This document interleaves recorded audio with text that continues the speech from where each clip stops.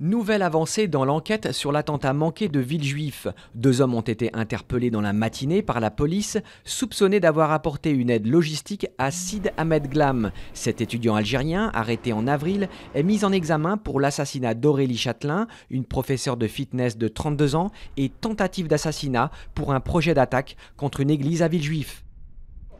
Menace de front social contre François Hollande et son gouvernement. Le président a essuyé un affront mardi lors d'un déplacement à Saint-Nazaire quand 2 responsables de la CGT ont refusé de lui serrer la main, lui reprochant de ne pas avoir dénoncé la violence patronale dans le dossier Air France. Lundi à Figeac, c'était au ministre de l'économie, Emmanuel Macron, d'essuyer la colère de la CGT. Ce même syndicat pourrait également boycotter la conférence sociale convoquée lundi prochain par le gouvernement, comme l'a déjà fait l'Union syndicale Solidaire. Jérôme Lavrieux charge Nicolas Sarkozy. Cette figure clé du scandale Big Malion a accusé l'ancien chef d'État de se défausser et de ne pas assumer ses responsabilités dans l'affaire des fausses factures pendant sa campagne présidentielle de 2012.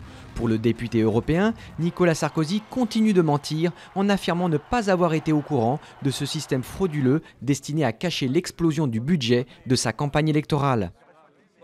Une enquête sur de probables fautes de l'État turc, c'est ce qu'a promis le président Erdogan après le double attentat suicide qui a fait au moins 97 morts samedi à Ankara. Et comme pour joindre le geste à la parole, 3 responsables policiers ont été limogés mercredi.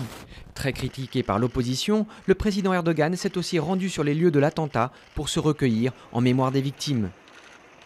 Premier débat démocrate en vue de la présidentielle américaine de 2016 et premier sans faute pour Hillary Clinton.